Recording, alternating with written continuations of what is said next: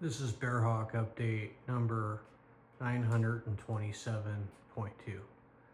And so the fuselage is painted now. The fabric work is done. I have the airplane up on this big stand here to get it level because we're gonna start thinking about wings here. You can see my elevator is painted. There's my trim servo setup.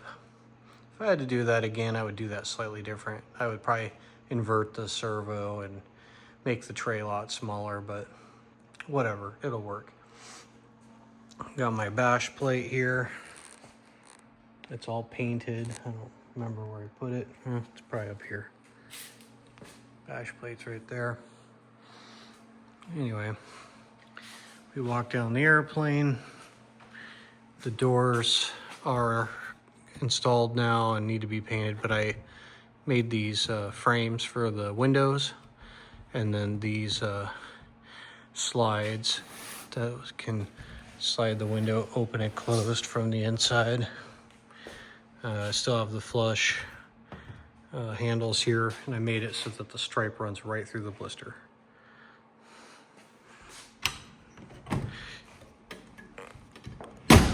If we open the door,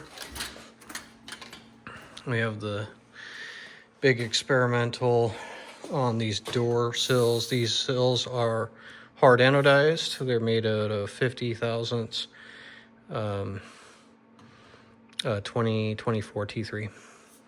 This is all metal, and then I use the brake to put a corner here so that it can fit nice and flat and have a sharp, nice line and all that. The panel's done. I can turn on the master. You can see underneath here we have the blinking light. Turn the aux on, and then the EFIS will boot. And this is so that we can test the aux system and know it works, and also so that we can see the oil pressure and all that on startup without needing to tie the system to an electrical bus that's gonna, have all the noise from start on it. So we can see what's going on. Ignition 1 on, ignition 2 on. Now the aircraft's ready to start. After start, this turns on the aux alternator, which I won't do right now. And then this will turn on the avionics bus. And so now the rest of the avionics start. So the switch order is here to here. An ignition 2 test, ignition 1 test. You get the idea. So there's all the avionics, and then shutdown is the reverse order. And my main battery just died, so there's that. Okay. So then here's the McFarland Aviation Werner Assist throttle. So it works like a normal throttle with the lock off. But if I put the lock in, now you can twist it in.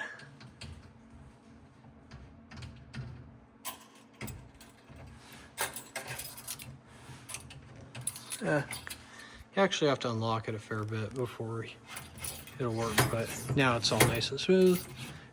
Throw the lock in here, and now it twists in. Next year's all done. Most of the wiring's done.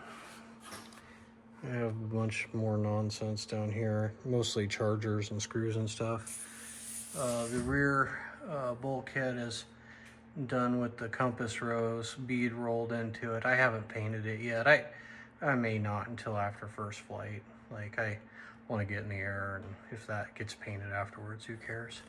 But you could see the inverted dog leg. That's where the normal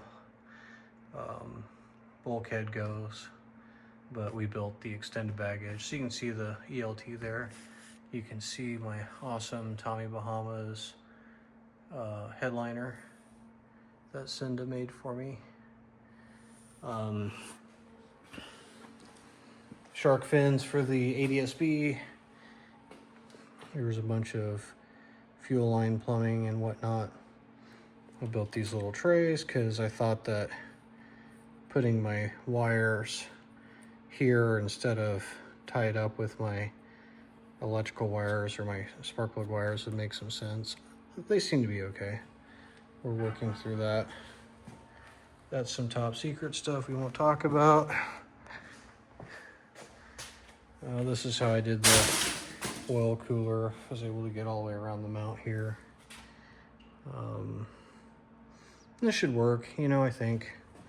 One thing that I forgot to show is this is what I decided to do for the exhaust mounts, just a little rubber isolator. And then this is just to radius that part there. Hopefully the air will flow through it better. It probably needed to be a much bigger radius, but I'm not going to redo it, so not unless I need to. On this side, the paint line matched up pretty decent. And there's the wires for the trim system. The antenna for the ELT is up there. A lot of people put that inside, but I really wanted clear view of the sky. And if the airplane flips upside down, the vertical stab should protect that antenna pretty well.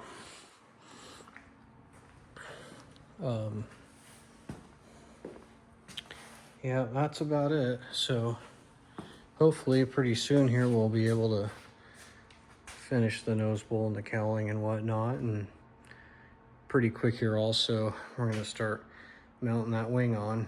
I'm starting to cut the crate apart to build a rotisserie. So wing's been